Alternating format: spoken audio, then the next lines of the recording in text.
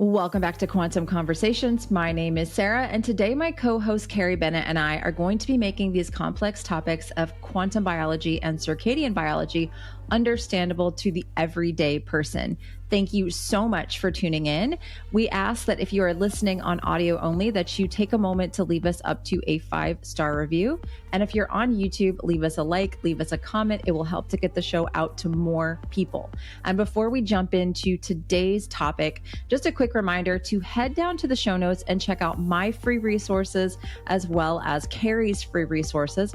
We also do have courses on a variety of topics. If you are hoping to dive deeper, Carrie and I both have practitioner courses available as well for anyone who wants to begin to bring these topics to their clients and help them to implement these strategies into their daily lives. So check those out. We also have a co-taught course called Quantum Fertility that is available that allows people and practitioners to work on their fertility using these principles of quantum biology and circadian biology.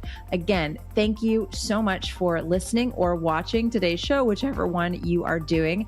And let's go ahead and jump into it now.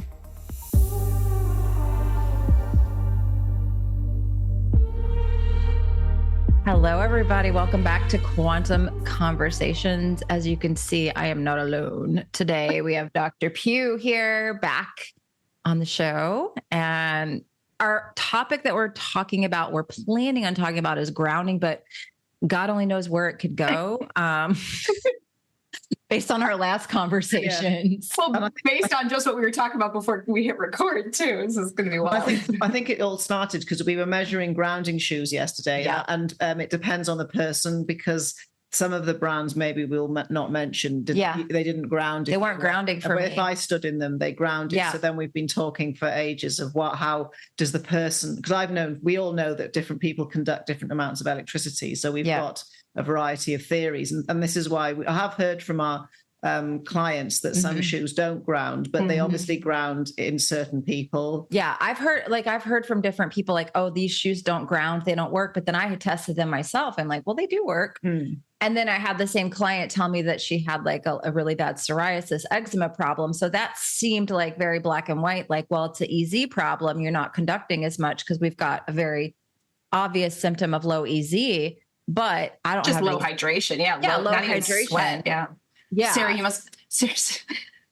you maybe just had sweaty feet at the time, Sarah, where you feel like really drunk because that matters. I actually had just but I had just had a bunch of watermelon. Like she brought a watermelon home for Alexis because Alexis has been asking for watermelon for like 50 times a day and they're still in season here. So Nice. She brought home a giant watermelon and my husband brought home watermelon. So we just had like a watermelon binge in the afternoon. So I was definitely should have been hydrated. And the sun had come back that day. And we've both been using the monoatomic gold, the Alex Ling water. The Ormus stuff. Yeah. Because that's something that can increase conductivity. I haven't been using it though. Oh, haven't you? Mm-hmm. Okay. I've been giving it to Alexis. Oh, okay. Wait, which monoatomic gold are you using? The Aquan. It's Alex Ling. So it's the UK one. It's imbued with a frequency because after this happened, I went because I think it's beyond just minerals and sun. It's deeper because also it's to do with coherence in the body. Like we'll probably talk about the piezo fire later, sure. about hydrogen as well, because that creates these little mini vortexes. And then it's charge collapse, which basically produces electric current in the body. And then the coherence, it took me about 5 years to understand what quantum coherence meant and how actually when you're more coherent, you're more relaxed and therefore you conduct electricity better. Because some will just tell me, oh, relaxed. When people are stressed, they don't conduct electricity. I have to know the reason. Why? And I have to know the most deep quantum reason possible. Yeah. And I was also like theorizing because I just test, not vitamin D3 as one marker is not going to give you a full picture. So I did not get the 125. I didn't get a full panel like I had done in April, I think as the last time I did all those markers. But my D3 was like a 60 and that's after being out in the sun. I have a decent tan, right? But she's way tanner than me. And I don't know what your D3 is. Oh, not very good. I'm going to order it from Quest. Yeah. But when you tested it back, we both tested ours. It was something like 32. Yeah. And mine was around like a 50 at that time. because we can do really good experiments here, because we can rule out the environment, because nobody can say to me, oh, the reason you didn't make much vitamin D is because you're bathing in non-native EMFs, whereas Alexis and you and Alexis's vitamin D is awesome. We've never measured Matt. Oh, Matt's was low. Yeah, he doesn't go outside though. Yeah, we're working on him. He doesn't lay naked in the driveway like you do. Yeah, he doesn't lay outside naked. When he finds me out there, he's like, "Well, it's your life." Super uncomfortable with it. Like, yeah, it is my life, I guess. But also, back to the grounding and the hydration. If you're low in magnesium, that can mean you don't make vitamin D properly. And I've been on a big magnesium quest. But we were talking yesterday about how, like, okay, so I'm 30. have been born and raised in the 33rd latitude.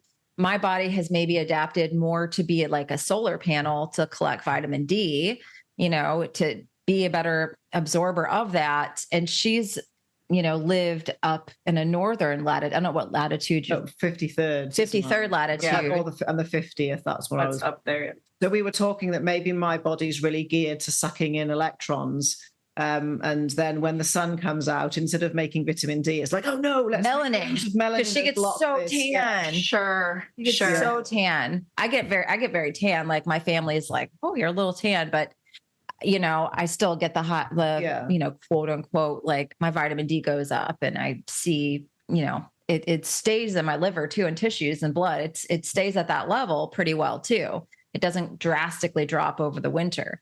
But yeah, that's the other thing we were theorizing is like, because it was different. Like, of course we just used the intuition physician grounding meter that I got from Dr. Conover's site. It's not a digital meter. I want to get one, but those are super pricey.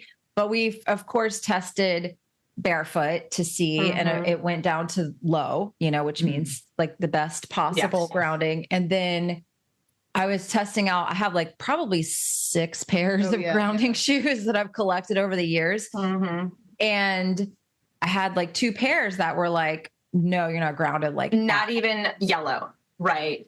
Which is like quasi, right? It's like sometimes that's what I test on concrete if I'm barefoot, depending on where I'm located. Yeah, that's what I test on concrete. And we did it over and over, like not just one test. We kept trying it and slightly moving. Yeah. Interesting. Lots of different locations and So and it was like, I was like, oh, I'm going to throw these shoes out. And she's like, no, wait, let me try them. Yeah, we just thought of it. And then I've got these flip-flops. I think they're grounders, and they just have a strip down the middle. And that would make sense that they're going to be medium. Yeah. And then we forgot to test my grounding or leather shoes, but they're the ultimate grounding shoe now. Yeah, there's a hole in the bottom. All leather. Oh, yeah. And it's got a copper rivet and a really thin leather sole, because I'm just writing up all of these different things in my new Quantum Basics course about testing things, because I think from what we were saying, the most expensive shoe was the worst. Yeah. The 200 and some odd hiking shoe that was like a lovely, very comfortable shoe was the worst of conductivity. But I think also now we've discovered it's the person, because we were talking about this in my group on when we did a live about companies that promise things and numbers, and then when you actually measure it yourself, it's not what they say it is. And somebody confirmed that the particular company we're talking about didn't ground for her at all. And we've heard it before. Yeah. Yeah, but they test it for yourself. Yeah, they ground on me, which is why, so I mean, it's like all my shoes ground on me, and I've got 4 different companies that I've got shoes from. So, but it must depend where you test it, because maybe in where I live, it's more magnetic and electric the closer you go to the poles. So it might be. That's why, I'm like the perfect halfway between, and in terms of, because I'm at 42nd latitude. So I'm like the perfect halfway between, basically. And for me, and the fact that I have experienced seasonality like you do, Sarah, it's like maybe that has something to do with it. Maybe there's just a better charge there. Obviously there's the difference too. Dewy grass, I would conduct them in the morning on dewy grass, right? Because I'm going to guarantee you it's going to be different than if you do it on just dry grass as well, because of that, the effect of the water and the hydration too. And the grass here is really thick. It's like a different breed of grass than we have in the UK. It's sort of very thick, and it definitely worked. Because also, do you use hydrogen? Because this is again something that can help with. I do. I mean, I have the spring aqua. I do I use hydrogen on a daily basis in different ways. So, yeah, I mean, that's going to help with hydration, charge, implosion, right? We can go into that because that's Dan Winter, which is a fun stuff. But really quickly, I do notice though, I mean, yes, the shoes might play a role. Yes, the fact that there's different locations, different, maybe you're a solar panel, maybe you're an electron conductor or electron gatherer. But I do find people who really are my sickest ones and are my most dehydrated, and they will test flat with the mirror, and simply helping with hydration through the combination of Quinton and hydration, beam minerals too. I don't know if I think I've talked with you, Sarah Kleiner, about those before. Like I was shocked with the subjective testimonials I'm getting from the beam minerals as just being such a good way for the body to hold minerals and hold charge. So I have a feeling mineral status and hydration, we can't overlook that for a lot of these people who are testing and saying they're not working for them. Yeah. But also the emotional side. Oh, yeah. Because I'm less stressed than you. You are. Not you know, because I don't have to live here. Sure. And even if I am here, like it doesn't bother me. Like it's different when it's not your children. Do you know what I mean? Yeah. And I can always just go down to the basement. Yeah. So you have like the role of like the fun aunt who can like, you know, say, okay, bye, I need a couple of hours for myself. Gets a little crazy. She just disappears. Yeah, just everyone starts screaming. James doesn't take a nap, and it's like a nightmare for 3 hours straight. Of like, I can still hear it all. I think it's when the thing is, if I'm in the room with you, we talk, and then James suddenly is, you know, on the stair table or at the stairs or out the front door. Yep. So, yeah, he's just everywhere. And then Alexis, if you talk too much, she'll start humming really loudly and get really mad. Like she'll just try to drown you out with her sounds. And so you've got a screaming baby. She's like doing her humming that's like ridiculously loud. Yeah. And then my husband saying something negative. You're like, don't add to this. Talk about the election. Yeah. Oh, yeah. Then he's like, oh, did you see? No, I don't want to see it. But don't bring it. I don't want to watch that video. Leave it. No. Leave me alone. I've got other things going on right now. I'm also thinking though, too, if we just tie stress, then yes, obviously people are more conductive, but stress also impacts mitochondrial water production. Yes, right. It does. And so it may probably a compounding variable there where, you know, you're more apt to be just, you know, baseline dehydrated compared to people who are not stressed.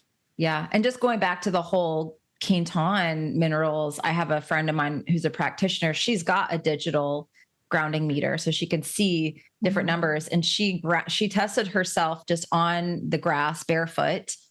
And then she drank some Quinton and came back out, and the number was way higher. Same exact spot, same time of day. All she did was drink Quinton, and she was way more conductive after drinking the hypertonic minerals. So fascinating. I don't use Quinton, so that rules that out. I'm not saying. Well, if you've been drinking our hydrogen water, you have. Oh, been. Is there some? Okay. Yeah, yes. I put it in all of. I make these. I got one of those big glass containers. What are they called? They're really pretty. They structure water also. It's like a water. The flaskas? Like a decanter. It's like, it's really pretty. It's like a Mayu? Not a Mayu. It's Blue Bottle Love. No, I've got those too. Oh yeah, no, I've got tons of those. Yeah, no, they're really good. I can't remember the name of it right now, but I bought this beautiful glass and I fill it up with spring aqua, and then I'll pour a bunch of Quinton, little bit of Dr. Dean's magnesium. Nice, and then I put the infusion rod into it because the hydrogen that the Axiom makes stays in the glass container for 24 hours. Like I'll test it the next day and it's still the same ppm it was 24 hours ago. But it won't, this is another thing. We've been measuring hydrogen concentration and things, and this is really interesting. Yeah. So like the same water that I leave in that container overnight, I take the same water, put it in a glass jar, put it beside my bed where I sleep. And in the morning when I test that same exact water, no hydrogen, 0 left. I'm like, did my the hydrogen fairy came by and stole it? I'm like, what happened to, and there's not a lot of non-native EMF in the bedroom. I've measured, I unplug everything. I try to, keep the room like free of electronics and stuff. So it's not the non-native EMF. It's like something of that water sitting right next to me sleeping is like killing the hydrogen overnight. It's really odd. I don't know. Is it killing it or is it transmuting it? Oh, that's what she was saying. Exactly. That's exactly what she said. I'm like, I've killed the hydrogen. She's like, I don't think you did. No, it's charge implosive. So let's talk about what we mean by charge implosive, right? Yeah. Which is really Dan Winter. I think, Sarah, you and I, or all of us have went down that Dan Winter rabbit hole. You guys way more than me. It took me a year because I started it last time I was in Atlanta, and it's only taken me till a few days until it's finally, some videos I've watched 5 times. Yeah. She's been sending me a couple like really simple ones, and I'm like, okay. There are no simple Dan Winter videos. I can understand the ones that you sent me. I'm like, okay, but that was about the plasma self-assembling, because that into a non-organic intelligent being. But that actually explains how the cosmic tower, this phrase is about this entity, because Dan's got the plasma fire, which I've bought, but it has to be specially built for me. So it takes 3 months. And it was all about plasma and stuff having intelligence, but that's all Professor Robert Temple's work. So that kind of helped me understand how there's not a live being in the tower. It's just the ether. Oh, it's a plasma entity for certain. Because everything's just charge, and then it makes these different shapes, and then we call it deuterium or a cat or carry or. I'm so excited you're bringing this up now, because like okay, so this is going to be a slight rabbit hole. But speaking of deuterium, what are isotopes then? If hydrogen, right? So let me go this way, right? So at some point everything is one fundamental substance. We need to go back to kind of coherence and charge implosion but that's what I'm saying. Like everything is one fundamental substance. I call it ether. Some people call it God, source, divine, right? Consciousness. And this one fundamental substance makes up everything we see and we cannot see. It's just differing densities, if you will, of it, or different coalescings of it.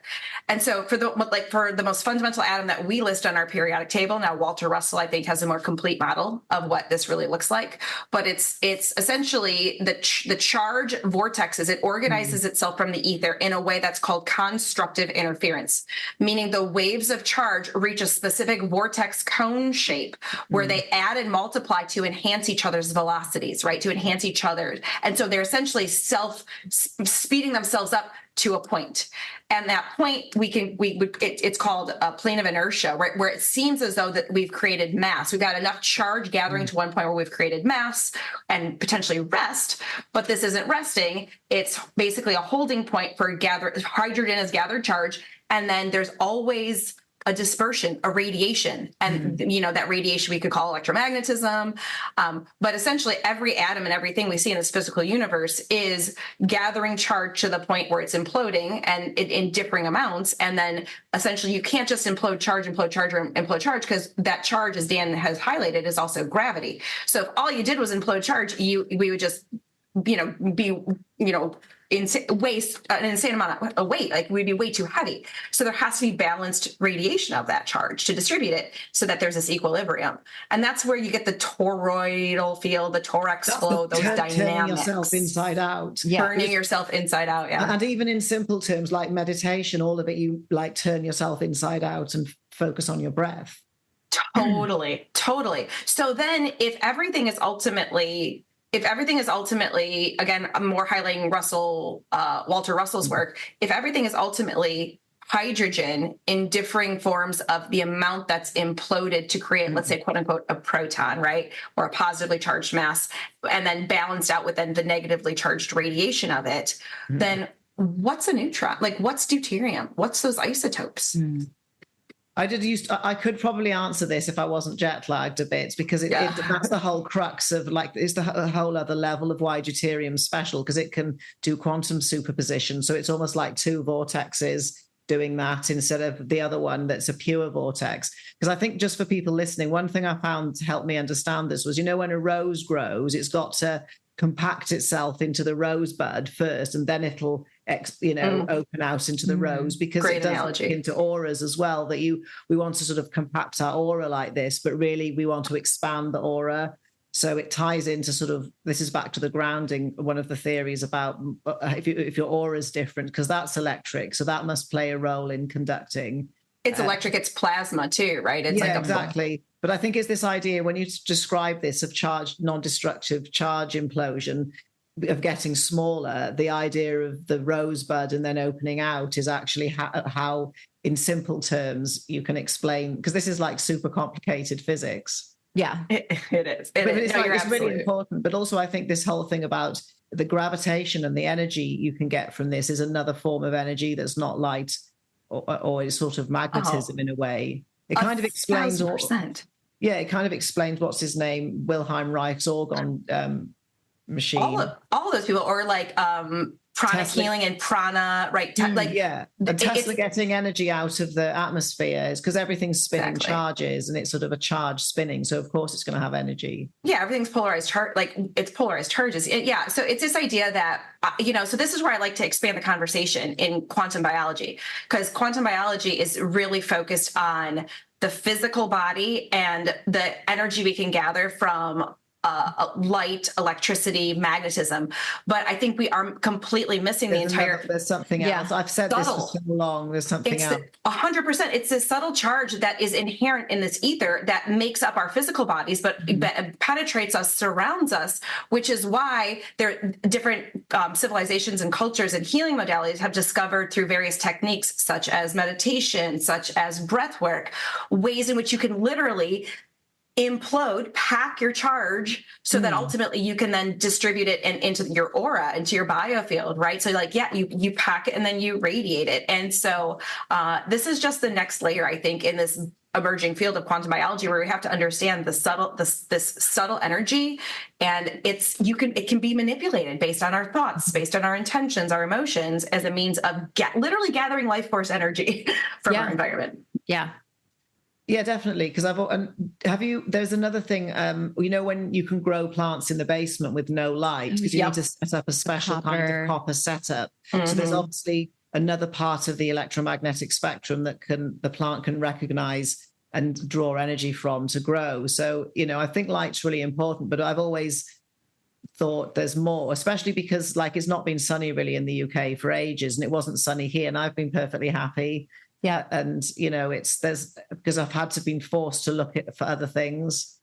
And I'm not for one moment saying light's not important, it's vital, but I've never known exactly what it was, and I've never been able to explain it. And then now, since getting into this, it's this makes a lot of sense. And also you can measure it as well.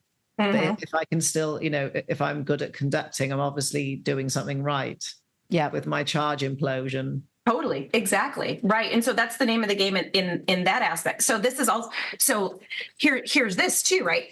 And Sarah and I have said this, Sarah Klein and I have said this on this conversation before, but it's this idea that once you have a really good ability to implode the charge, life force energy, right, and then distribute it, you're in literally a bubble of neg entropy or self-organization. So, and one of the things that absolutely helps to implode that charge, gather charge, is the quality of our emotions, right? Yes. So compassion, right? Compassion is one of the best ways that we can live a life in compassion, in peace, and, to be able to allow more of that life force energy into us, and therefore distribute it well and create this reinforcing cycle. Hence why you can do everything perfectly when it comes to certain things, like you could eat perfectly, you can have the perfect light environment or low non-native EMFs, but you can still not be doing what your body needs to do, and you could be aging aggressively, or you could be still deteriorating or not healing appropriately, because this is a vital piece of the conversation that's just not being had right now. Agree 100%. Yeah. And it's also the bliss point, because now sometimes I've got loads of work to do, but I can just exist, lie and just be really happy in bliss. And, I flit in and out of it. I don't live in it all the time, but it's sort of just, I've found something, but also it's how do you teach other people this or show them? Because people always ask me, do you eat this or do you eat that? And I just thought I can't even begin to try and explain about this charge implosion, because the other thing that you didn't mention was things like Yod Hey Vav Hey or Yahweh, the specific chanting words that are opposing. They make little opposing vortices. So there is something to not just chanting, but these actual words that have been passed down from our ancestors in sort of and most people have heard of a tetragrammaton, which is which is Yod Hey Vav Hey. It brings up that brings up the idea that this is totally Ibrahim Karim, right? In terms of the physics of quality, meaning right? You could have something with an energetic quality that we could see as a visible color in the color spectrum, but it could also have a similar resonance or harmonic in a sound or in a shape or in a plant. And that's when, people with synesthesia, they can, see sounds and smell colors, but that gets pruned neuronally early. But it is possible that these things, basically it's all about, there's more information in what's coming into us than we realize. So yeah, definitely about the harmonic of something. Yeah. And so how do you teach it? I find that light and nature is the gateway point into this, because step one, we have to recognize that there's something greater beyond ourselves that we're all connected to. Mm-hmm. Right. And that for me comes as a visceral feeling every sunrise, as a reminder of Exactly. And so it's this idea that once we get people to get out of our boxes that we live in, that are full of non-native EMFs and artificial light and probably like sphere-driven media and things like that, and we get into nature, that's the gateway then for people to be like, I feel something greater. Then that conversation is, well, let's talk about what you might be feeling, because I'm just exploring the tip of the iceberg of what this could be. Like you, Sara Pugh, I've only been dabbling in dance stuff ever since you and I kind of had that brief conversation maybe a year and a half ago, but to me, it's the missing piece of the puzzle. And you mentioned something else really important. At sunrise and sunset, there's the 4-wave. There's like a special time mixing. If you want to do distance healing or Agnihotra too. Or that's when I always do my manifestations, and I'm very specific, and I always get what I want. And it's nothing. Some of it's it's nothing private, but like I was saying to Sarah, of all of the travel, of all the free holidays that have come my way, and then the latest obsession was Alexis sleep, and she's better than I've ever seen her. Yeah, she's doing so good this time. And I only do it at sunrise and sunset, really strongly, because I can't. You might want to explain the 4-wave phases that happen because there's it's not just sunrise for setting the TCA cycle for fat burning or your body clock. There's a whole other really critical physical and plasma effect that happens then. Well, when waves mix. Right. When waves combine and mix, they can create a longitudinal wave, right? Which essentially transcends time and distance. And so at sunrise and sunset, you get this perfect mixing of 4 cones. Like, so picture. And they come this way as well. And they come this way as well. Exactly. And, physics has recently done this by doing it with their own optical lenses and recognize that, wow, this is quite an impressive thing that we could do. And so now Dan, I think, is using this technology as well to optimize healing, plasma healing things. But we literally can do it ourselves, because at the time of sunrise and sunset, you get the angles of how the light and the energies of the earth and the planets and the alignments, north, south, all of it aligns where you are in your physical location at that time, to allow this mixing, so that if you do set an intention or a manifestation, it literally gets broadcasted into these. This way more powerful. Exactly. Through the medium, into the array, which various nodes in the ether and things like that. Yeah. But also back to the places of power. There's the magnetic grid lines, and if you happen to be lucky to sit on a crossover point, because I was thinking earlier, actually, you need to test it. Yeah, I'm going to buy. I bought a lecture antenna, but it arrived in the UK after I left, so we'll buy another one and find a place of power. But then, like things like the cosmic tower and the piezo fire, you can make your own personal. Maybe I could sit on the piezo fire or take the tower out, and that's why make your own I've been power adamant, spot. no matter what, for people, you've got to go outside for sunrise and sunset. But I've never known. I've always said about grounding or getting as much light, but there's a new dimension to this now, that if you get outside and I mean, obviously it would work inside doing a meditation, but then I'm surrounded by metal and phones. Whereas if I can go out and do it and stand on the earth, I've ticked lots of boxes. You've got the dew on the grass in the morning too. That's a special water as well. Beautiful. Oh, is it? Yeah. Oh yeah. Veda, I've listened to her talk about the dew that she's done some crystallography on, and it's pretty fascinating. Oh, wow. Because that might be to do with the green flash, in Dan Davidson's book about the green energy, because I still always do the gathering, all of the exercises out of what's it called? Shape power. Power. Yeah. I do those too. They've measured the green energy or the green flash at but that's horizontal. I think what the clairvoyants are seeing there. So let's tell everyone. Okay. So Let's catch people up. Yeah. Dan Davidson wrote a book called Shape Power, which is about like how pyramids and shapes can affect energy, but what he's done and emit or harness, right, various energies, which is really just which really just like this ether that we're talking about, right? How it can essentially modulate the ether in certain ways. And one of the things he saw, or I guess maybe clairvoyance of his, that he used in his, one of the methods that he used for testing was using people who are clairvoyant. They were able to see at sunrise this essentially horizontal waves of this green energy that then when you gather it up, you could essentially fill your aura. So there's an exercise called a scooping exercise, right? Where you could fill your aura. Yeah, exactly. So then after someone does the scooping exercise, which is really just literally like pretending like you're going down and picking up, I picture like, I've raked a pile of leaves, I'm picking up the leaves and I'm throwing the leaves over my body, picking up the leaves, so it's really nothing super complex or anything like that. If somebody ever watched me do my morning routine, they'd think it was some sort of yoga, even though I'm doing something totally different. Right, totally, exactly. Yeah. It may be like a little like Tai Chi-esque to it. Like Tai Chi. I used to do it in Pilates classes with people because I wanted to do it all the Dan Davidson movements, and it just looks like movement. And it just looks like movements, yeah. And really nice. We might need to compare because like the cutter one for me, I want to see what you do for that. But anyways, that being said, that's an energy, right? That then supposedly fills the aura with a golden light. What I think that energy is Ibrahim Karim's horizontal green. One aspect of the BG3, right? Because that horizontal green is like this carrier wave of life force energy. Yeah. Yeah. And it's found, and then at power spots, you have the perfect mixing combination of this horizontal green energy with a higher harmonic of gold, higher harmonic of ultraviolet, which he has classified as golden light. Hence why I think that when we're outside and we're doing these exercises at sunrise, there must be those harmonics present as well that we're gathering up, and essentially it ultimately becomes this beautiful golden light. And most places describe the heart center. There's loads of them have gathered and a big golden energy radiating out. So there's some kind of... Yeah, that's not green typically. No, it's like not green. No, it's golden usually. It's golden and pink.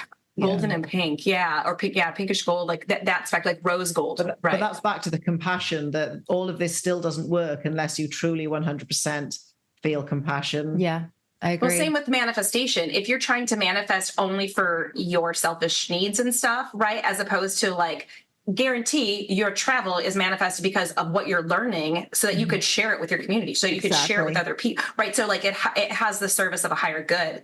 And I think that's a huge component of this as well. Yeah. Yeah. And you can do all sorts of other things like energy or healing, and this all actually relates into the immune system as well, that if there's incoherence in this sort of heart wave and everything in our Taurus, then because I never get ill, so I've done something right. I briefly talked about Alec about this because Alec Zach. Did you know Dr. Pugh, Sara Pugh? Do you know Alec Zach? Right? I'm trying to get her to go out there to be on his. Oh my gosh, that would be such a fun conversation. That would be, yeah. But because he doesn't like the word immune system. Dr. Cowan Tom doesn't like the word immune system, right, and stuff. But what I love Dan Winter's take on the immune system, and it's like this idea that if you're living a life of compassion, and you're imploding life force energy in this constructive way, the only waves that survive this spiral are the ones that are adding and multiplying together.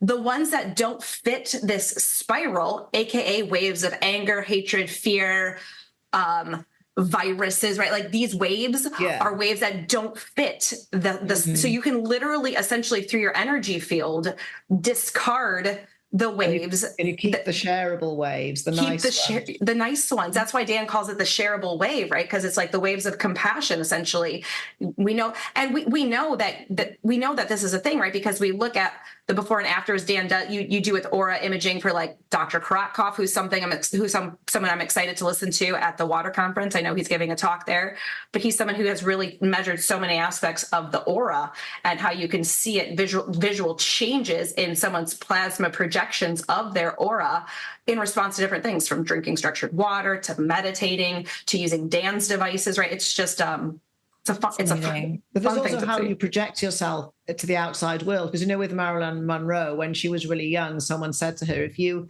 project out this most amazingly beautiful woman in the world, everybody will see that. And so she was because she was so good at building this thing, no matter whether she's not attractive or not, we all think she is, but she was very much into this technique about 100% projecting out a particular actual visual of her to others. But then also interestingly, wasn't she one of the original biohackers as well? Because she ate an unusual, a way of eating. She ate like raw milk and egg yolks and like raw meat. Yeah, she did. So there was there was a lot more to her than just, what we think. But then this idea of, I'm thinking about this now, that if I think myself a certain thing, can I project that out to somebody else and them to actually see me like that? Oh, I'm certain. Right. Yeah, we can, that's also, I think self-healing. Right. Yeah. And, it's like, yes, we call it visualization, but I really think there's something to organizing our thought forms in a way that only the shareable wave survives. Right. And that shareable wave then results in self-organization, bringing the body back to healing. Yeah. I mean, I think I look like a completely different person than I did a few years ago, even a couple of years ago. Like it's very odd to sometimes I look in the mirror, I'm like, I don't even look like the same person. In what way? Just facial features. You look younger, glowing. Obviously your weight is lighter, glowing, young. You're reverse aging, right? Yeah. I think, I mean, I would say the same thing. If I look at pictures of myself 5 or 6 years ago as well, it's like, who is that human being? It's weird. It happened for me after James was born. We were talking about this the other day, James is like my Buddha baby. He shifted everything for me. Like I literally became a new person after he got here, like completely new person. And Alexis did it to me. Oh yeah, she did. And even though I'm not very good with emotions and stuff, I sort of said, Alexis, my life completely changed ever since I met you. And then we just both walked off. I actually truly meant it. And it's like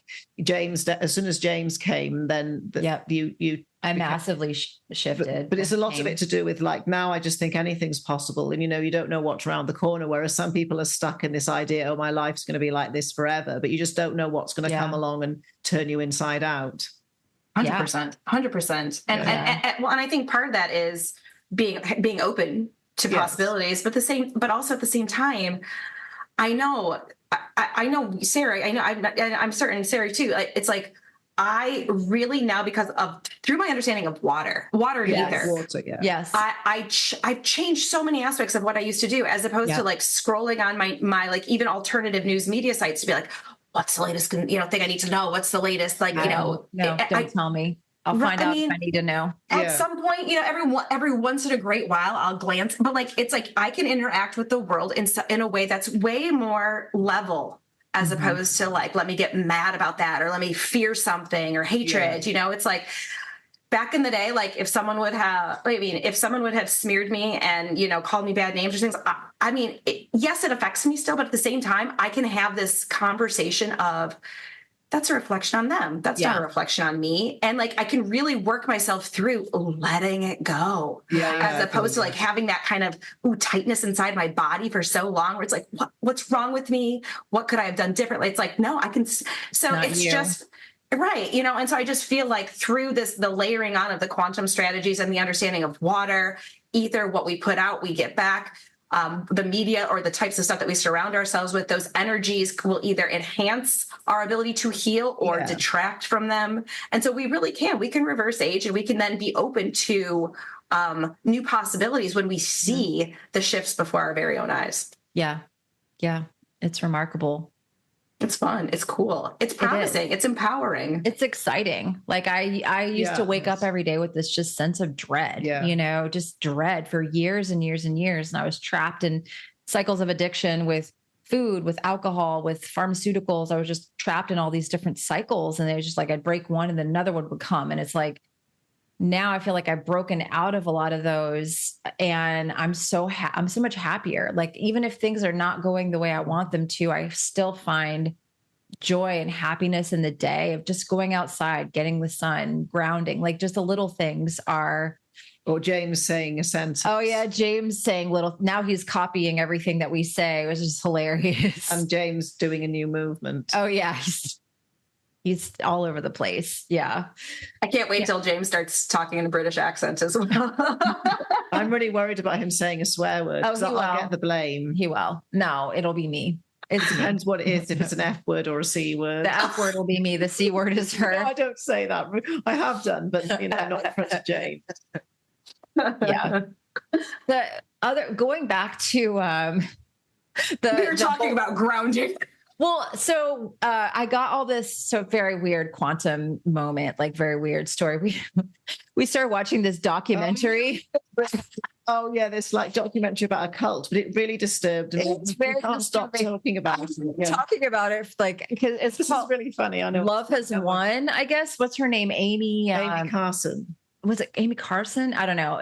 Amy Carlson. Carlson. Yeah. Love Has Won. And she was convinced she was like Mother God. And it was like this whole crazy cult. And they were like making their own colloidal silver and saying they were like ascending, but they were just like drinking alcohol around the clock and smoking weed around the clock. And apparently you have to be 104 pounds to ascend. So they were starving themselves and they used to drink vodka and wine for breakfast. Yeah. Lots of red flags I'm seeing right here. It was a total mess, but like their whole business was like they're making their own colloidal silver and selling it. And like the day we finished the documentary, I got a box.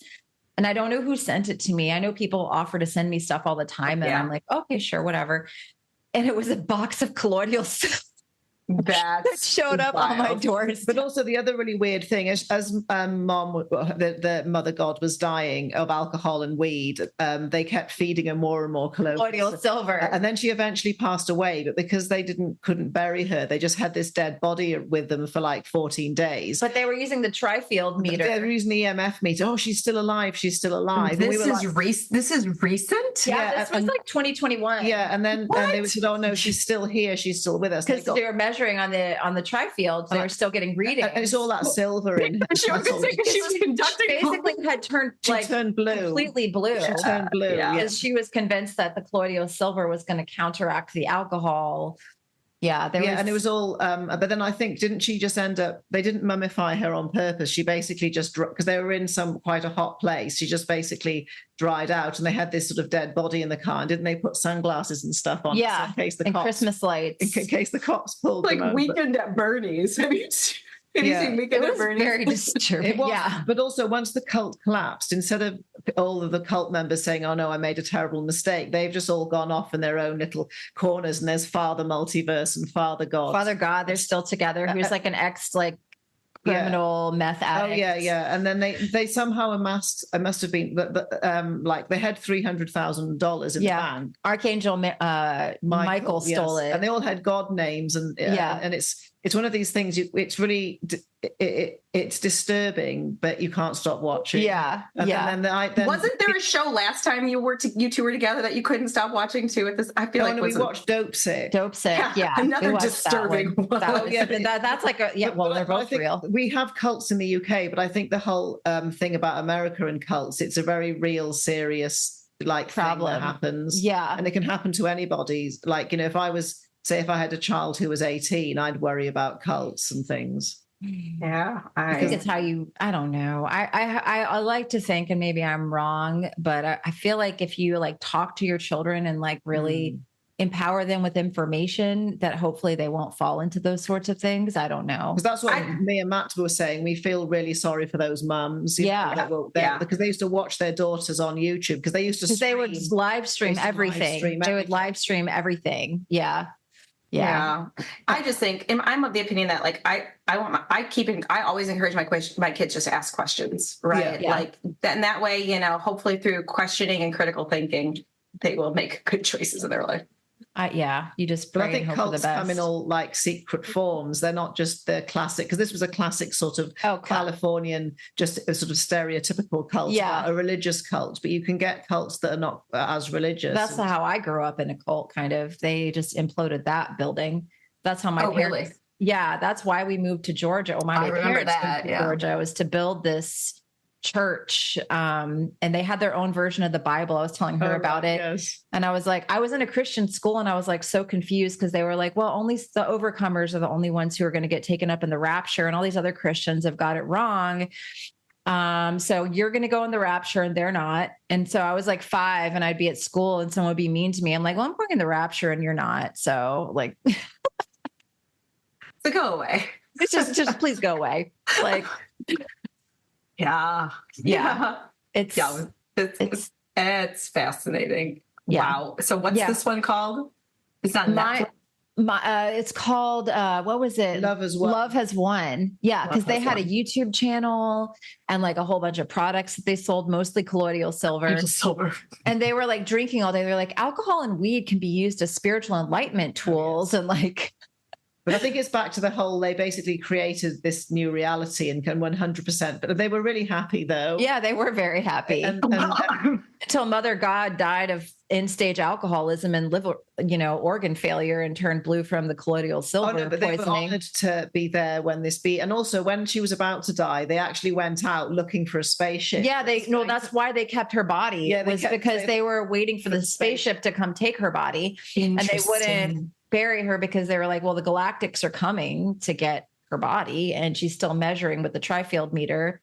Yeah, it was fascinating. Although not the trifield meter, right? But like Konstantin Karakov, he has measured that people's life force, their aura, their part of their essence, their spiritual essence, can remain with the body for up to 60 hours afterwards. Ooh. But then that's another back to the Dan Winter thing. If you can take your aura with you, you can remember your memories from the last previous lives. Yeah, you were talking about how to do that. Because there are certain people who I know and I've asked them, like polymaths, and they said they can remember, what's that kid's name? Mateus? Yeah. Mateus Stefano, is that his name? Oh, yes, he can remember everything.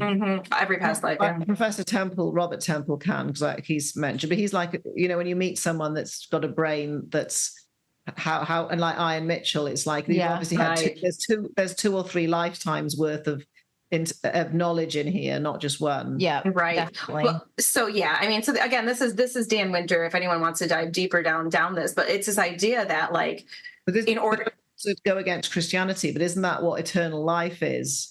Well, I feel like a lot of Christianity, I feel like the way that things have either been translated or potentially omitted, I think that reincarnation was actually a part of the original teachings.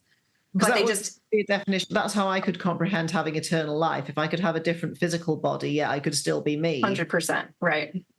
And or some people do take they've reached the point of complete enlightenment, right? Would be one word that you could say, or a complete, compassion, bliss, and love, that they retain that same physical. They can retain that same physical body, like Jesus, right? Can retain that same physical body and have eternal life because he is now, essentially is one with God, right? Is God, like we all are, right? We're all a spark of God, but at the same time, then has that eternal body, that eternal life, because that body has reached. It's not the body; it's his soul that has reached the full evolution. So, Carrie, I don't know about you, but I'm doing a couple little trips this summer. And what is the one thing that you're definitely going to be bringing with you on your packing list? I love portable red light therapy for sure. Yeah, absolutely. Exactly. Yes.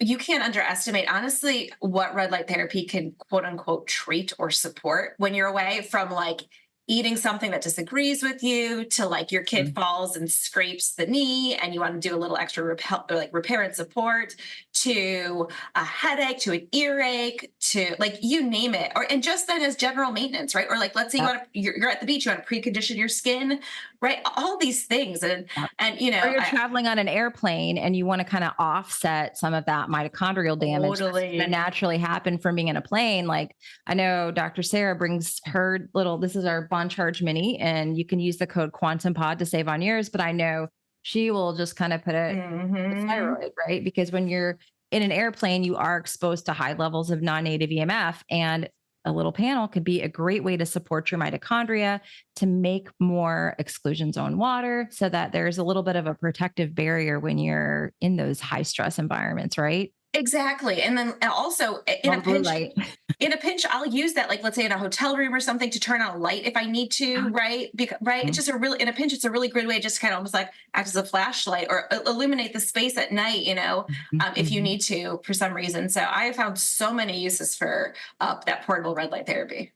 Yep. It's awesome. So if you are interested in one of these, you can use the code QuantumPod. This is by Bond Charge. They are sponsoring the podcast. We really appreciate that. And check them out. There's a link down in the show notes.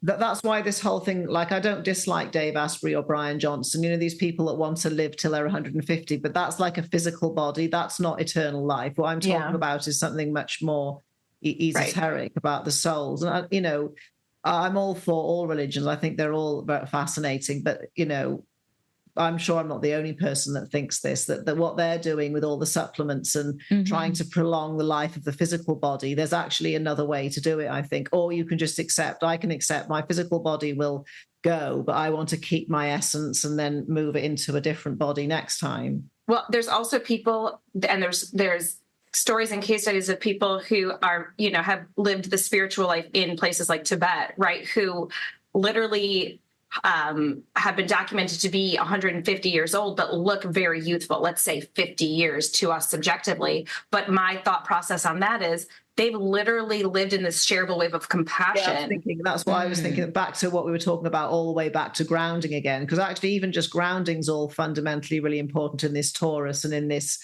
compression and the reverse aging. But there's like everything, you can go to this level of it. Yeah, exactly. Yeah. So I mean, like having a physical body until I'm 120, that's fine. That's fine and all, but I don't want to do it by popping a bunch of supplements. No. I would rather do it in terms of how I can understand my interaction with creation, God, life force, energy. And I think that's fully possible. That's the conversation I would love to have, as opposed to like the CERT pathways or whatever, resveratrol, those sorts of things. Oh yeah, and like derma rollers and Botox and although I love a good facial massage. Yeah. I always get skin breakouts if someone does that to me. Oh, I massage myself. But there's so many, this is something else Sarah and I would talk about, because I was going to make a video about skin and a quantum approach, but then this is what you should do, this is what I do. And then it's all, we were talking about how some people will swear blind, tallow makes me break out. And then I'd never have a face massage because it always breaks out. Whereas you both say that's... I love it. I got all my tools down here and just massage, find little bits of fascia that you can just release. Oh, it feels so good. Oh, so you don't mean going and having a facial where a person puts oil on? No. It's oftentimes I'm just working with my face's own natural oil production. And then you can find areas like of tension. And so this is Savannah Alalia's work. I think I'm pronouncing her name. Do you know Savannah? Mm-mm. Do you know Savannah? I learned of Savannah through Irene Lyon, actually. She highlighted her at one point. And Savannah, so just in the same way that like the hand can have reflex points, or can be you can essentially work certain parts of the hand to work various parts of the entire body. The face and the ears, right, have that too. Auricular acupuncture is the most powerful for addictions and stuff. Yeah, exactly. But what Savannah's worked with is simply the concept of the face, right? But also, in terms of, okay, like let's say I want to release, I want to work on the stomach or the liver. Well, it's like you can work and see where, if you're holding tension, I'm not sure if this is the spot, I'd have to pull up the face map, but it's like, am I holding tension here with the fascia?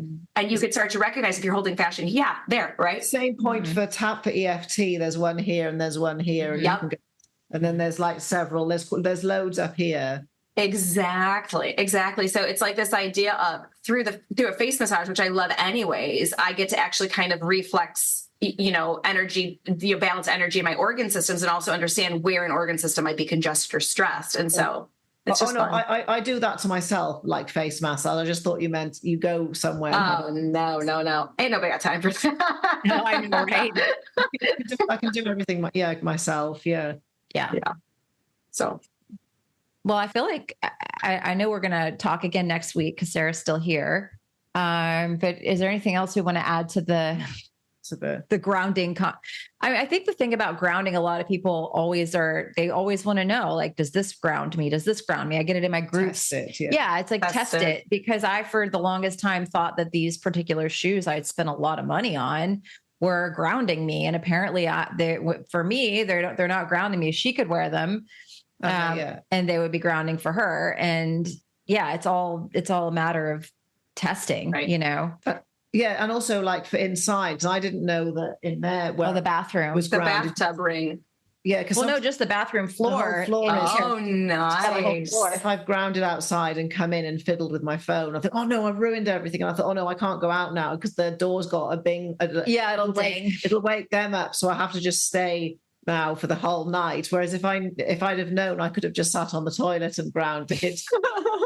and just like done my meditation there rather than. So I think it's just useful. Sometimes you get a nice surprise. Oh, I've got grounding indoors. Yeah, and grounding when you're laying in the bathtub, washing the dishes. Yeah, washing the dishes, bathtub. I've tested that in multiple. Yeah. Now it's my body, but I tested it in multiple Airbnbs, hotels. You're going to be wet as well, which is conductive. Like we were doing, I think, when you put your hand under the tap and it gets wet. I was but I've done it while dry. I mean, I've done just touching the dry metal, right, without water, and it's still conductive.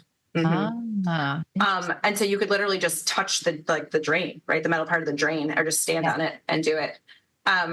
Have we looked? This is just an interesting thing, because one of the ways that I love to show people before and after images of what happens with the grounding is when you see red blood cells all stacked and clumped together.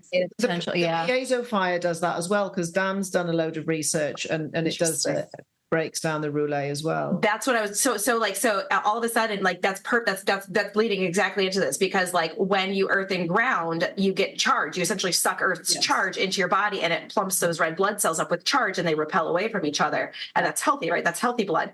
Have we seen before and after images with like things like meditation or a focused concentration on imploding life force energy? Have you seen any before and after images on that? I have with meditation, but not the. You have with meditation. Yeah, I have with meditation. Yeah.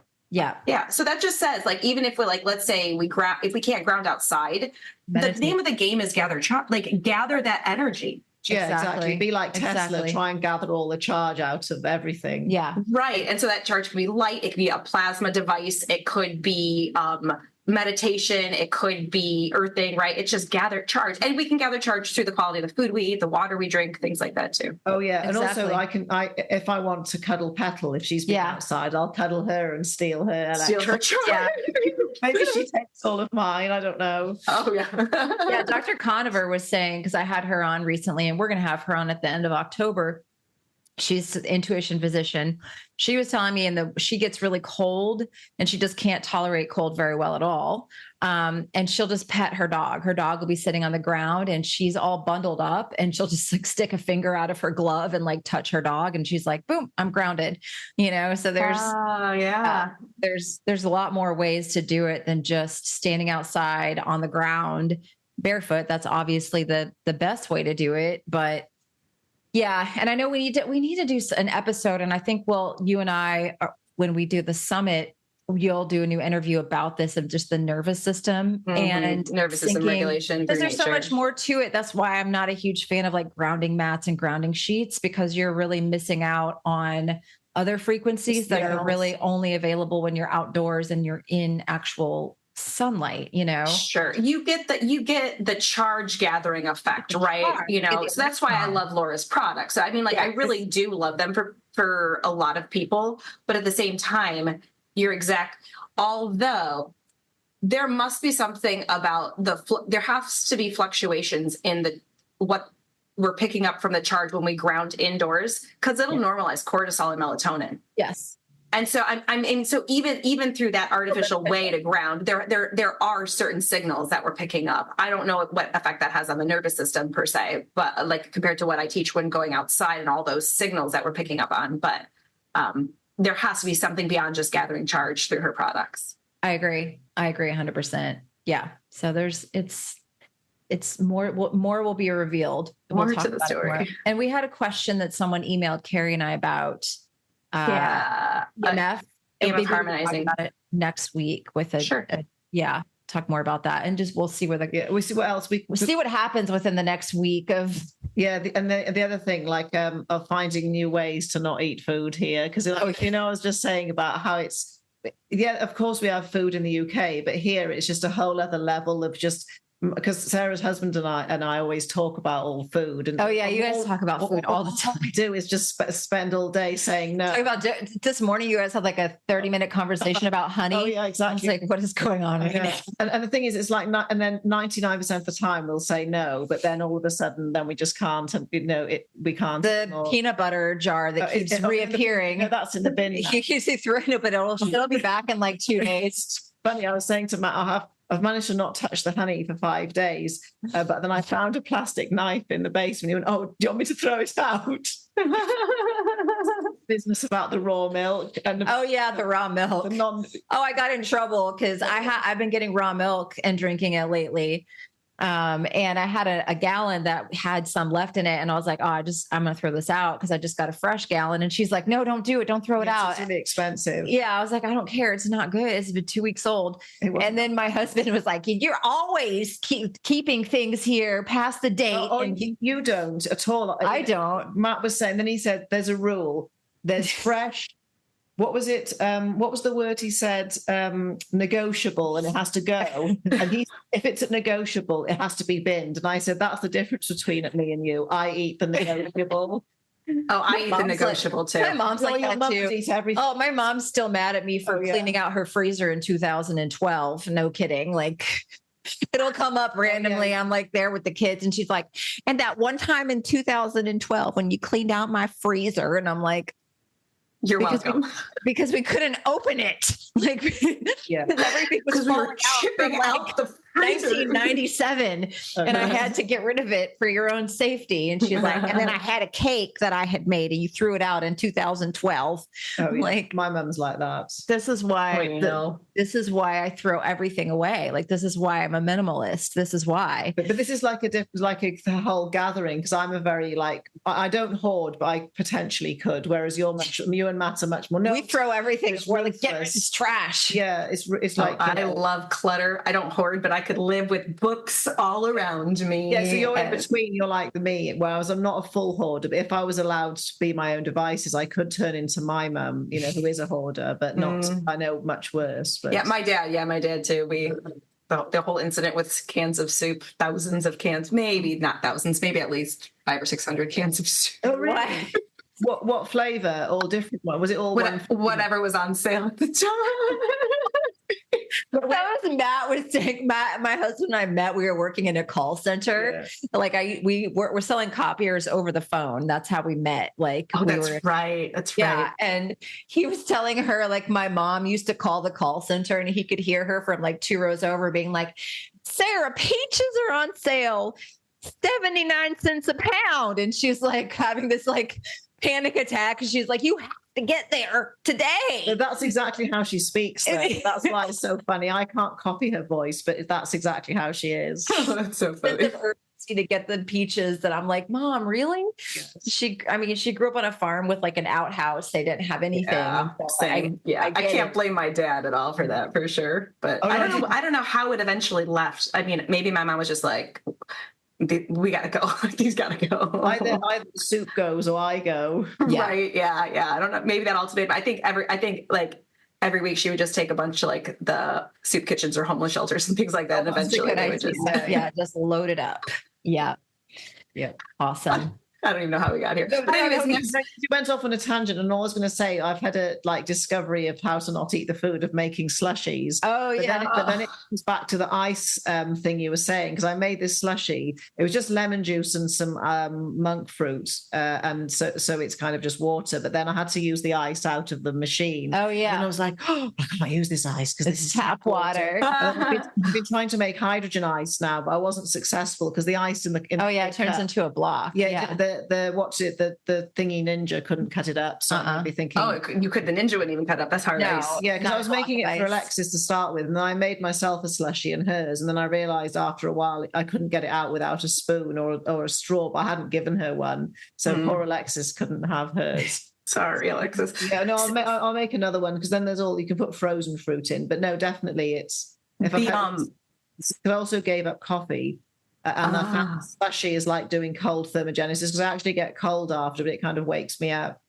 Oh yeah, that's a good little revival in the morning. The slushy diet, because it started because me and Sarah were talking about the fad diets, the diet, all the diets we've done, the cabbage soup diet. But then I was thinking in my head, actually the cabbage soup diet isn't actually that bad. I could modify it to a quantum version. I could, I love I mean, I am mostly Polish. I love cabbage in all of its forms. I could eat cabbage all day. It's different though. That diet where you make this soup, but then different days. One day you have like all apples, and then you have just steak. Oh, the mono food diet one. It's for people who are about to have surgery and they need to shrink their livers, and so doctors. And it's like about 7 days, but people use it for cleanses and detox. And I was thinking about it afterwards, and I thought actually there's nothing wrong with this. And people always always asking me for detoxes and liver things and supplements. And I know doctors and surgeons, and they've totally said, there's nothing wrong with that diet. I mean, if you did it all the time, there would be, but he said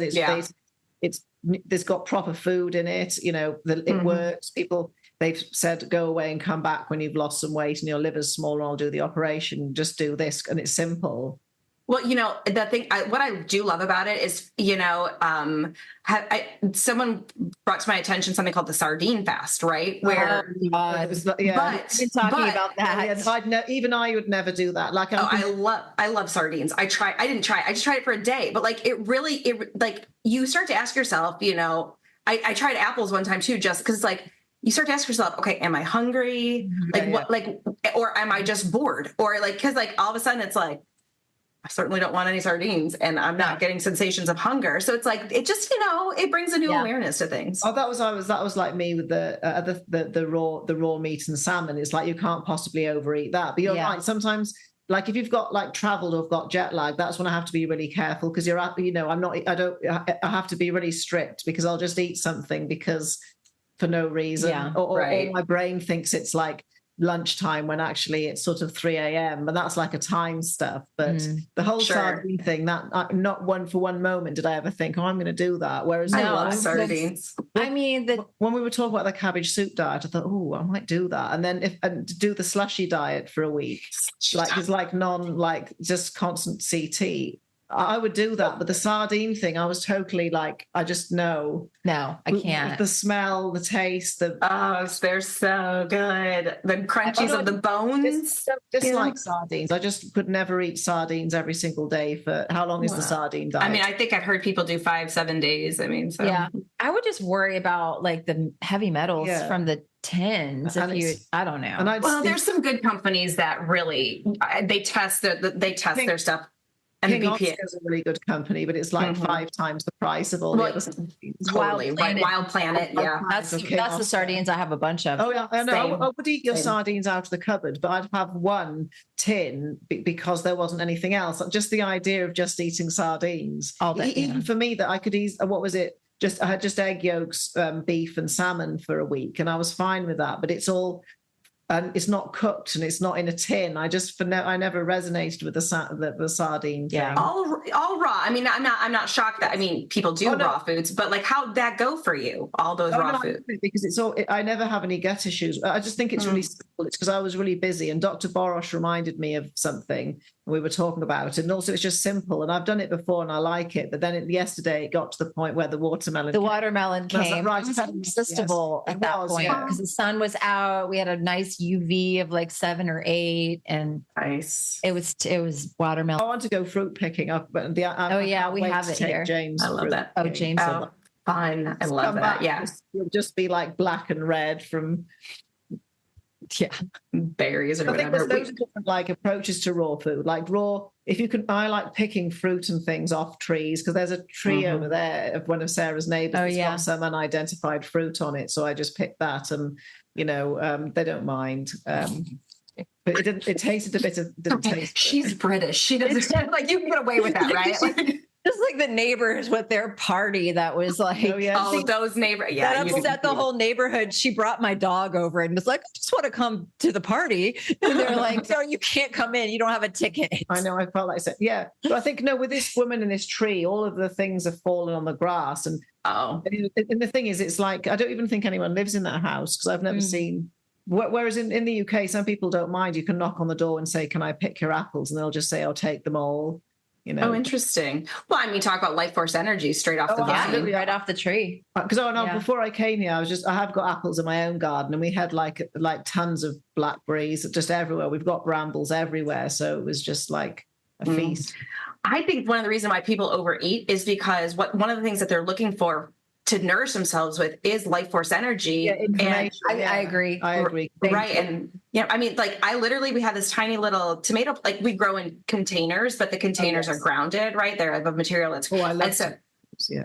And like these little cherry tomatoes, right? And it's just like, I could literally have a handful of those, and it's like the most satiating and delicious thing on the planet because it's straight off the vine. Yeah, same with me and my blackberries. And you know, you can just pick them. And I know nobody sprayed anything on them. And then the apples are all in my garden, and I've never done anything to them except fertilize them with horse poo. So, but they like that. And yeah, there is something about picking your own. And you know, and because I want to ask, you know, people like, say, who's very into carnivore, not as an argument, what on a quantum energy level is better, a McDonald's burger without the bun or my apples and blackberries from my own garden? You can't try and tell me that the meat's better than those. Yeah. Right. It's too black and white for me. I mean, it's way too black and white for me too. Yeah, it just didn't make sense at the end of the day. And there's also timing information in and locational information. So it's reinforcing to my brain it's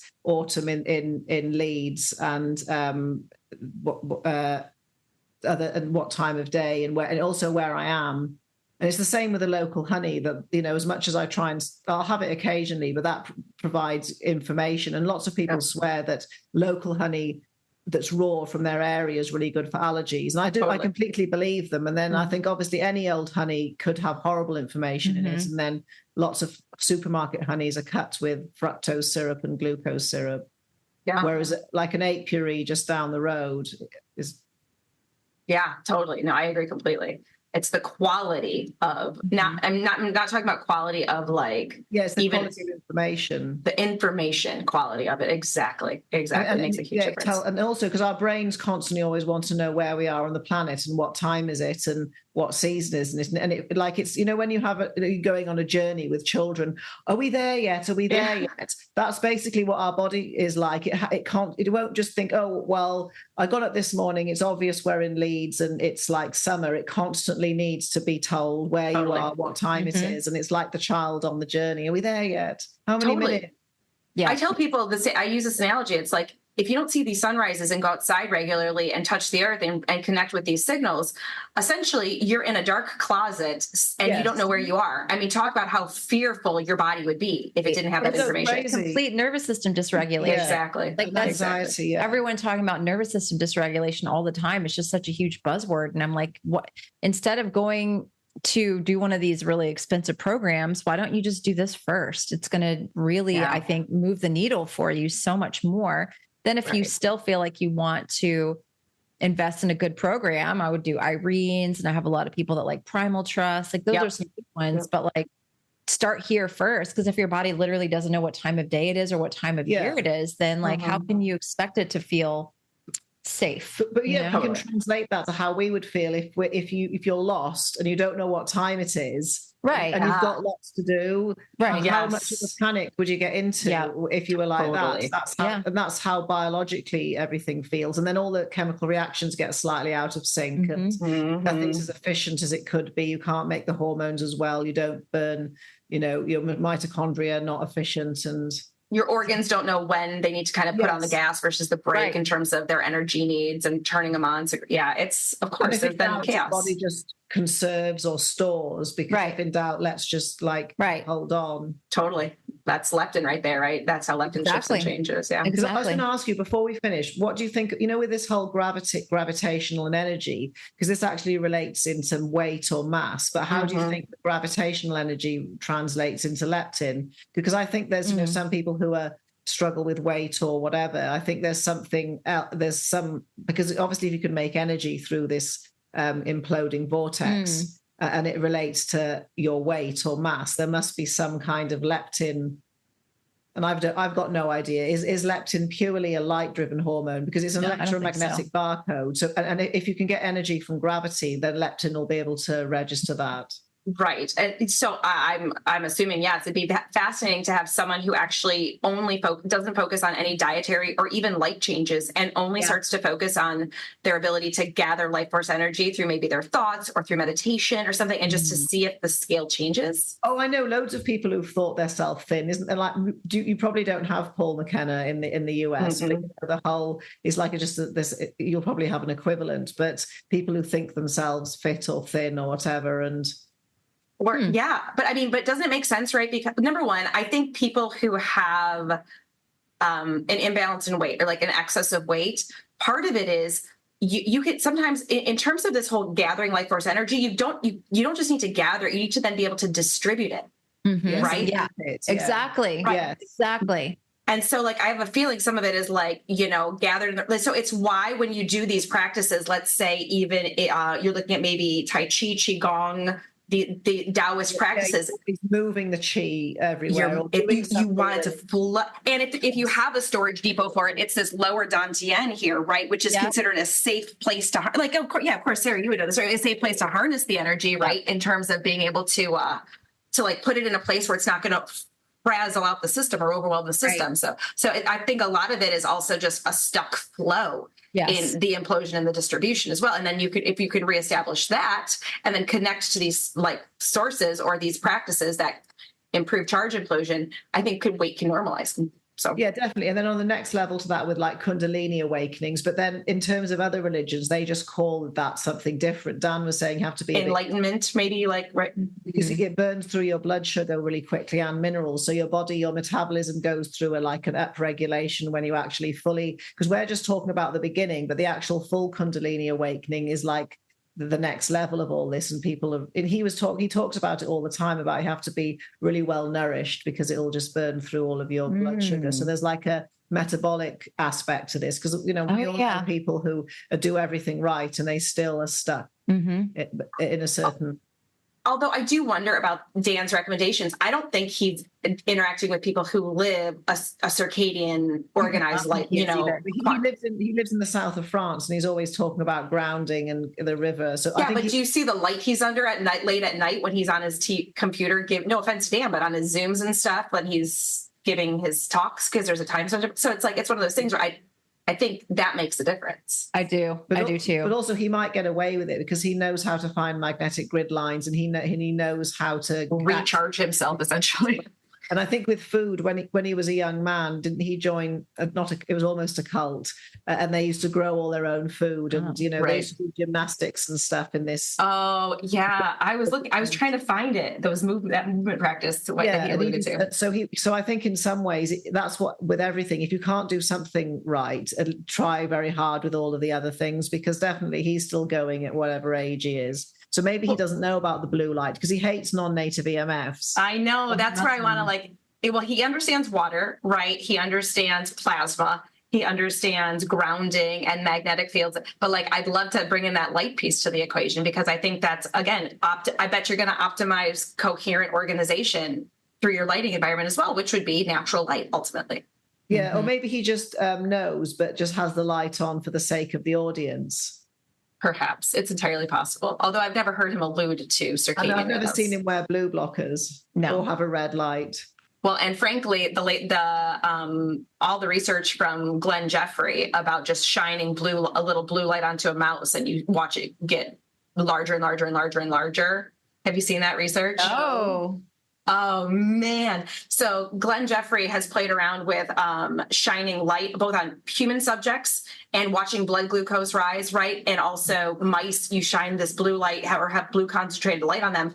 And in spite of anything else, they just continue to gain weight basically until they become these plump little blobs. Wow. And like the leptin, when they first discovered leptin and there was exactly. And then the little thin man. So when they shine the light on them, do they eat more food? Their blood glucose just continues to be elevated. And then that glucose obviously needs to go somewhere. And so it gets stored in adipose tissue. And then he compared that to the studies on red light and how they lower the blood glucose and have that balancing effect. And so the light that we're under is obviously, we know, deficient in red, dominant in blue. And so simply being in an LED lit environment predisposes people to gaining weight, because of blood sugar. So that's also people who are doing, I'm blessed, right? Because I now have been able to carve out a career where I can go outside and take these little breaks throughout the day, not have any lights on overhead, open windows when I have the opportunity. So it's like, I feel it blessed as opposed to people who are stuck in, let's say, a big box grocery store who can't manipulate their light environment. And now we know that the lighting they're under is impacting their blood glucose and their ability to maybe lose body fat. Yep. I agree. To be continued. Really quickly though, 2 minutes, because you're talking about the ice cubes, but you have a cosmic tower. And so I was talking with my community about this, about how I was using Veda's technique before I got the cosmic tower. And so step one, I tested my tap water. And then I was testing, before I got the spring aqua, I was testing various devices, right, to see. Yeah. And so I would see couldn't the tap get anything unstructured in my tap. Yeah. Because I've had the cosmic tower the whole time. But I never did Veda's technique without the tower. Yeah. Well, here's what's interesting, right? Because I just started testing her technique with just my garbage tap water and then using structuring devices in the water to see before and afters, which was cool, right? Because you would see blobs, amorphous, and then these beautiful hexagons and ferns. And, you can picture like what you would see in it. Yeah. And then I got the spring aqua, and the spring aqua is set up in a very close proximity. I got the spring aqua before the cosmic tower. And then over time, I think the proximity of the beautifully highly structured, energized water in the spring aqua was influencing the tap water, because then I would start to see little geometry, like little, not great, but like little changes in it. Then I got the cosmic tower, and now I can't have anything unstructured. I can't have anything unstructured in my house at all. I've tried. Yeah, we tested the tap water, and it was disappointing. I tested distilled water. Oh yeah, that was the distilled water still was structured. I was like, huh? I've tested distilled water test it right away. Right. And it was still amorphous enough to notice the difference before it was there for a while for me. Wow.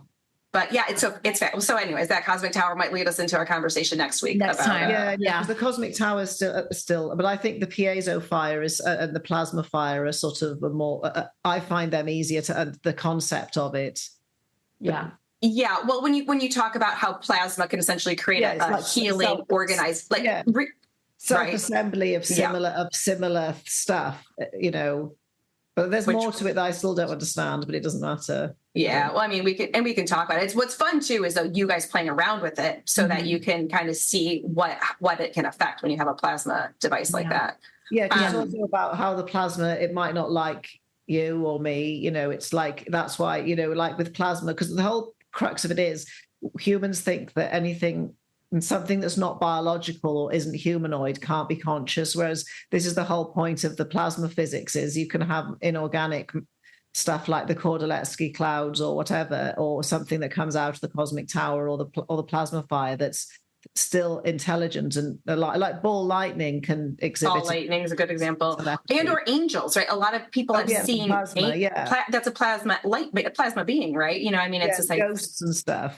So it's basically it's not an entity, like it's just another form of intelligence. But also with all of the other things that are out there in the universe, why do they have to be humanoid or have blood? I'm sure they're going to be much more like some kind of, I don't know. You haven't seen any black figures since you've been here, have you? No, we haven't seen any entities. Okay, listen, from the last time. Oh, yeah, but also Petal saw it as well, and it was leaving, and she definitely looked, and like you were around, I went and I said, oh, Petal, you saw that as well. So it wasn't me imagining things.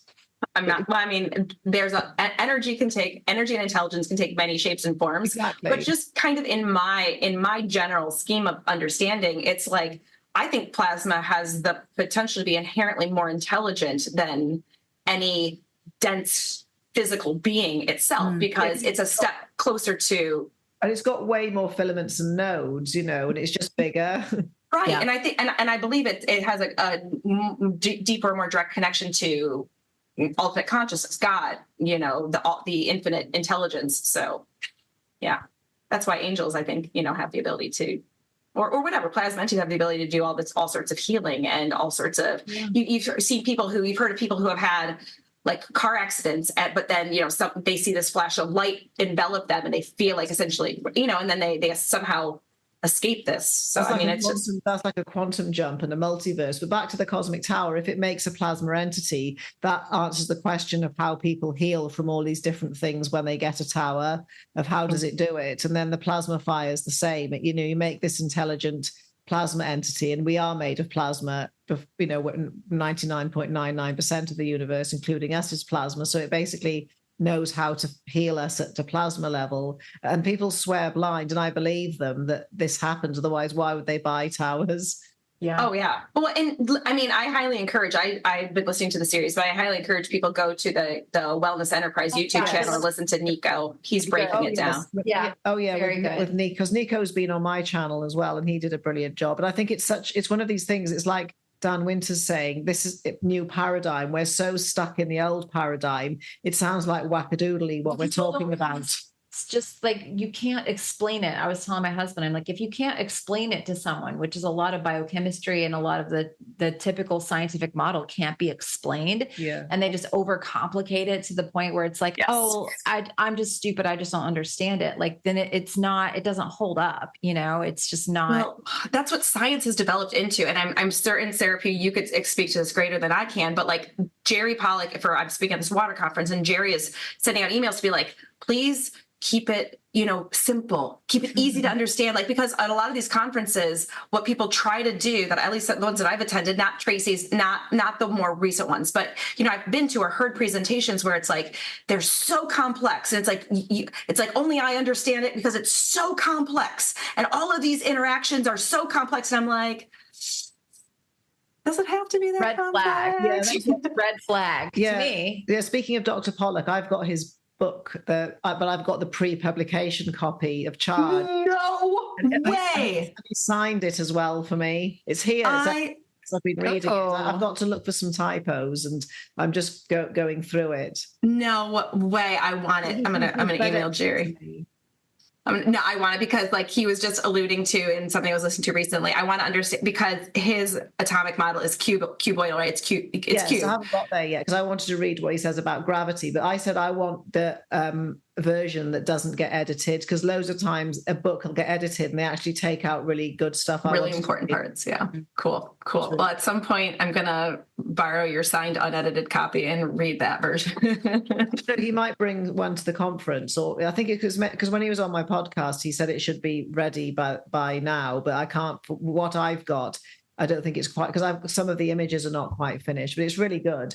Just speaking of making things simple for people who have listened to what we're talking about gravity and charge and everything, that book, Charge, when it comes out, will be, he's on purpose written it to try and help change the paradigm, because biology, I think, is really easy to understand. And that's why people don't try with physics, because it's so different. Yeah. Whereas you can only go so far with biology, you get stuck, whereas physics is where it's at if you really want to understand. Well, and the combination of biophysics, I think, really is. Oh, yeah, because even biochemistry, I think, is kind of simple to understand, because it's just reactions. There's this chemical and it binds to this receptor and then it turns into this. And it's like, that's not how it works. Yeah. You're not an ongoing, you're not a big lump of meat that does chemical reactions 24/7. It's not. Well, and even chemical reactions, what's truly happening? Because if we have this Niels Bohr model of the atom, and it's like, that's not happening that way. So that's where I'm excited for Dr. Pollack's book.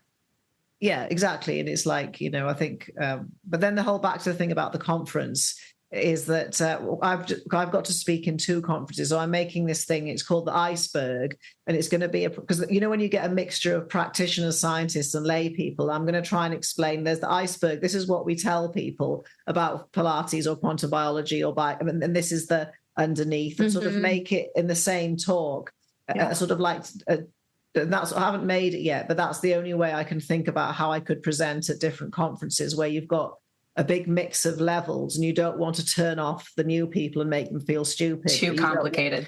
You don't want all the other people to say, well, I've paid loads of money and you haven't shown me anything new. Right. Well, I'm in mine, I'm giving a very similar thing. It's like, I'm talking about one snapshot of my clinician's toolbox from all I've learned through basically water, nature, ether, light, and it's like, so I'm speaking to mitochondrial dynamics, right? But I want them to realize that, like, I'm not poo-pooing deuterium. I'm not poo-pooing sound, right? Like, I mean, there's so many things I think that I've used as a clinician that have enhanced people's health, that have helped people, their own bodies kind of go into this self-healing mode.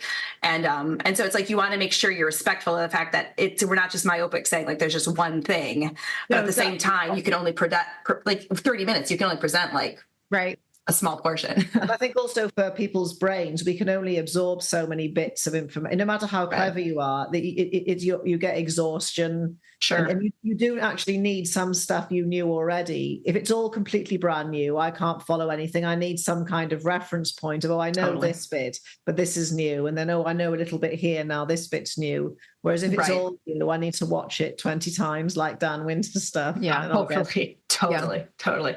Yeah. Yes. So that's, speaking of like only processing, like, I feel like I can announce this now. I think I can know that we're having that one of my colleagues and I were organizing, Oksana, have organized an in-person quantum biology retreat, right? Next year, but that's the same. That was the idea. Like we're piecing together what the structure of the retreat looks like. And we've been to enough of these places, conferences and things where it's like one talk after the next, after the next, after the next, after the next, after the next. It's just like, you go home and you're like, what just happened? Right. Like I'm exhausted. And so it's this idea, like what can we actually apply the principles of quantum biology where it's like, yes, we engage, the left side of our brain. Now we do some right brain exercise activities. Now we're outside. Now we're, it's like breath, meditation, cold. Like what can we do to kind of like practice it, not just talk about it? Because that's what for ages, I didn't want to go to the water conference. I said, I don't want to sit in non-native EMF. Yeah. For 4 days. But then the other thing about it is even if my brain can't absorb the talks, it's meeting around the people. Yeah, exactly. Lots of people go for all the chats in the coffee area, not the talks. Yeah, you can always totally watch them later. Well, that's what. So I'll be there with my whole family, right? We'll be spending almost 2 weeks over. Will your husband be there?